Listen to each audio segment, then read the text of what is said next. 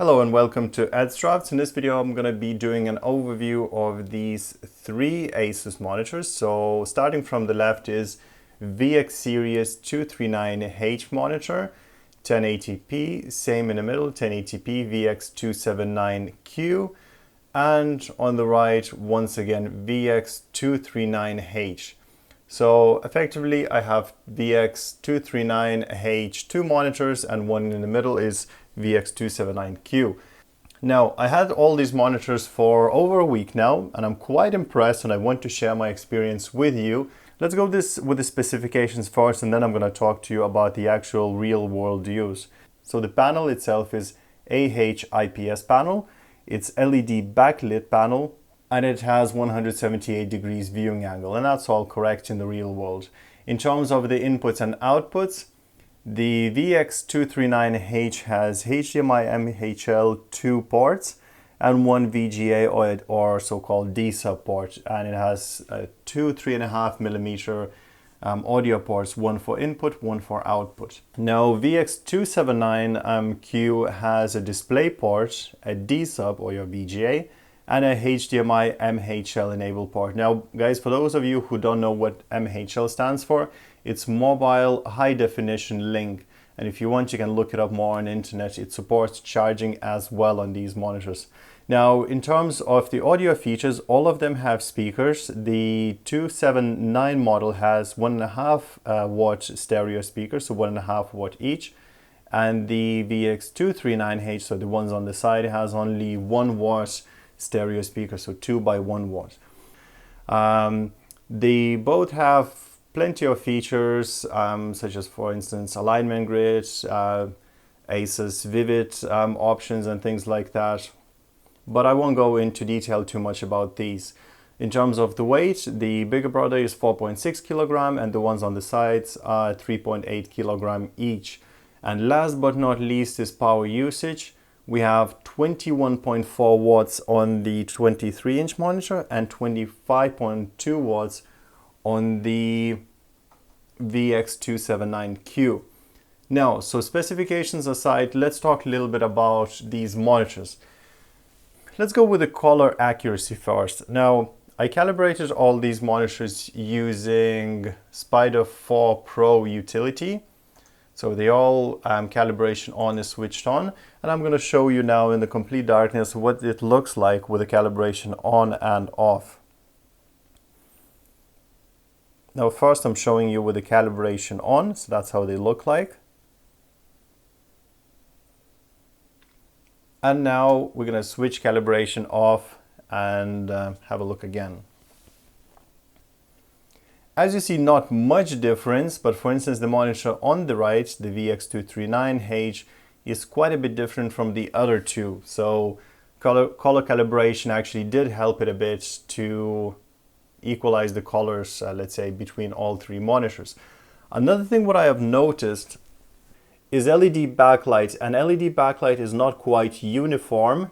So obviously you have some light bleeding, so-called. Now this, guys, this is normal for all LED, all LCD, panels, including IPS as well. So don't be too surprised that it has some light bleed. But even more important is the actual accuracy of the LEDs. As you see on the left, the color is slightly different. So now we have a difference with the monitor on the left when you're viewing a completely dark image, so dark scenes in the movie or something like that, like shadows and things like that. So obviously no matter how you calibrate it, this will pop up if you really looking into it. But from my use, I haven't noticed that after some time. They really blend in together very well and the difference is not that big. But obviously guys, just to keep you aware, it is there. Now another measurement here is the color accuracy. So I got 97% of sRGB coverage, and I got 76% of Adobe RGB coverage, which is pretty good because guys, these are not professional monitors. They're really good monitors, really good quality and things like that, but they're not professional monitors. So still very good result. So that's that, color accuracy and things like this, quite good. Now, another thing is ASUS actually advertises these monitors as 0.8 millimeter bezel. Well, guess what? It's not. As you can see from the B-roll and also from the actual image, there's at least, well, 0.8, let's call it centimeters, not millimeters, on each side. So top, left, right, bottom obviously has this thing here, so you don't count that. But on each side, there's at least 0.8 centimeters black bezel. Now, when you switch the monitor completely off, as you see, you don't really notice it that much. But obviously, the main thing is when you're using the monitor, and when you do use the monitor, the bezel outside is very visible. So from ASUS advertisement, you could say that these monitors are great for the surround gaming. They're okay, but they're not great because the bezel is quite thick. So that's that. Another thing is menus. Menus are a complete disaster, guys. Now, before I say anything and go further into menus, I just want to make something clear. Menus is not something that would scare me away from buying this monitor, but it's something to keep in mind, and I hope ASUS will sort this out because it's a real disaster there. Now, they're using these touch sensitive buttons or something like that. They're not actually buttons, and they're not a touch panel or anything like that. They're very strange things there, as you can see. But yeah, they work fine, but they're very, very sensitive, and they're very hard to use for two reasons. So let's focus on the bigger brother for that. Now, one reason is they're very sensitive. So, you just tap it and it switches off, and there's slight delay in that as well, so that's a bit annoying. But another reason is you don't have any tactile feel. So from here, for instance, from where I am, I cannot see the actual touch sensitive points on the bottom. Now, there are some icons here, but if I to dim the lights at least a little bit, I would not be able to see them. Seriously, guys, in some cases when I needed to adjust these monitors, I had to take a flashlight in daylight and actually look with the flashlight what are the symbols, because it's brushed aluminum, these symbols are very small and they cramp together. So when you're trying to control something, it's not easy. Now at the moment, I have plenty of lighting around so I can see everything, but that wouldn't be a normal lighting setup that I would have for every day. And here I'm gonna just show you a little bit in terms of what's on the monitor. So yeah, let's have a look.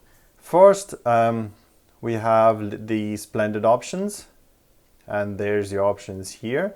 Just gonna go into it because there's actually more than that. There's a darkroom, which is very nice, reading a bit brighter, and then you have sRGB, night view mode, not sure why it's called night view, it's very bright. Game mode as usual, so removes all the post-processing from the monitor and reduces the input lag, so that's nice. Theater becomes all blue as hell. Standard mode, which I'm using for calibration purposes, and the scenery mode. So obviously I'm going with the standard mode. You can reset it if you want, but no, I don't want to do that because it's already calibrated and set up the way it should be.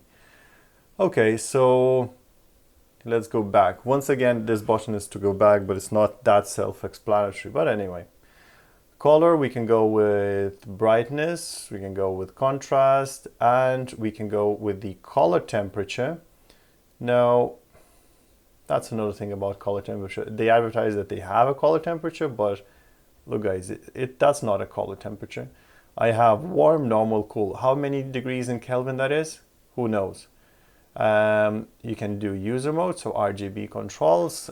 Really, if you want to tinker around, yeah, I'm sure it'd be fine, but that's not a professional menu by any stretch of imagination.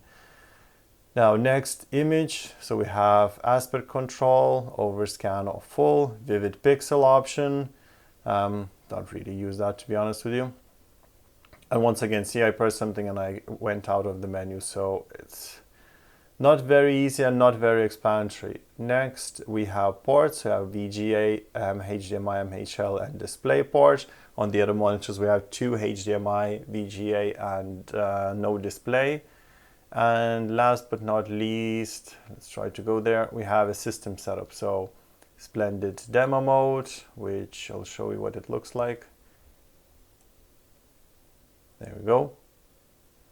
on or off. I usually use off. Now calibration is done, so it's fine. Volume, game plus, on or off. And we have things like eco mode, OSD setup, so position, timeout, transparency, blah, blah, blah. And we have language. In terms of languages, we have all these and more. So enough there. I'm using English myself. You have a key lock, yes or no, I'm not sure, haven't used that. And information here, which displays the hertz and all that. So yeah guys, as you see, not the easiest menu to use, and in terms of these touch buttons, well, could be definitely much better. So that's that guys. The bag, by the way guys, does not have a VESA mount, a VESA mount, so you can't really easily mount it on a monitor arm or something like that, unfortunately. And it's also shiny as hell, so that doesn't help really either. Now, the good thing is obviously it's a backup of the monitor, so it doesn't matter. In terms of the power brick, so it uses external power brick. As you see, some specifications on the actual brick here. So that comes in included. By the way, guys, nearly forgot, in terms of what's included, I'm in Europe at the moment, and I bought these monitors that are made for UK and Irish markets. And all the monitors came only with VGA cable, so D-sub cable, and the power bricks, you can call. They're not actually big. They're about, I don't know, 6 by 6 centimeters, maybe 3 centimeters thick. So very nice looking power adapters, and they're not big either. And I'm actually happy that they are outside. They're not making anything messy or anything like that. And the monitors remain thin as well.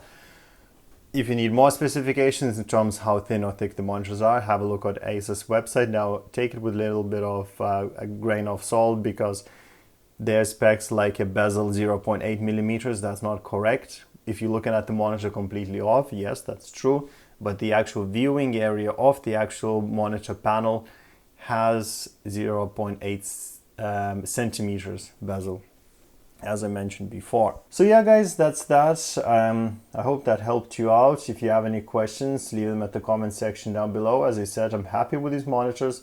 I would happily keep all 3 of them if I could. By the way, for those of you who are still watching, so I did some gaming, and I used some software like Adobe Premiere Pro that uses 2 monitors. So gaming obviously use 3 monitors. I use NVIDIA GTX 970 graphics card, and it's okay. A lot of games do not really support proper 3-screen setup, so it's not a big plus in my book. But in terms of productivity, every monitor you add, it just increases your productivity, because I was able, for instance, to, I don't know, watch YouTube on the left monitor or view whatever I needed to view on the left monitor. Middle one was my work monitor for, say, Premiere Pro video editing, and the right monitor was showing me video editing output. So it's very nice in terms of productivity and very handy to have, and haven't had these monitors for now a week. I really wish that I could get 3 monitors now and keep them, and especially the 27-inch monitor is very nice, very bright monitor. Now at the moment all the monitors running at 100% brightness, but I have a lot of lighting set up here in terms of lighting output, so they might not seem as bright on your video, but trust me, the whole room is very bright, so the monitors actually punch out even through that light, and they do provide enough light output, put it this way, and they're very vivid, very nice monitors. In terms of gaming, they do show a little bit of motion blur and a little bit of lag, not enough to discourage me from that. But at the same time, guys, if you want gaming monitor that's not color accurate and that's fast, go for a TN panel, not a IPS panel. These are all IPS panels, so yeah, that's that. But yeah, guys, all monitors are great, no complaints other than the actual controls of the monitors on the bottom. These touch sensitive buttons are complete nuisance. ASUS, if you're watching this video, please do get rid of these and leave us with just the standard buttons. I would be more than happy. Or introduce something like, I believe LG does, this joystick thing on the monitor, which is really easy to use, very intuitive, and doesn't take any learning curve. These buttons are not intuitive at all, and an average user would have some trouble setting up anything on them and would be constantly hitting wrong buttons and setting up things that they don't want to set. So yeah, it'd be nice if ASUS changed that. But yeah, for the moment, these are the monitors. They're very nice and I'm very happy about them. I'll be keeping the middle one here, and I'll be keeping only one for the moment because unfortunately I don't have enough money to invest into triple or even dual setup for the moment. But yeah, that's my overview of these monitors, and I really like them, and I hope this video helped you. So thanks for watching. Click the like and subscribe for more content to come, and as always, have a nice day.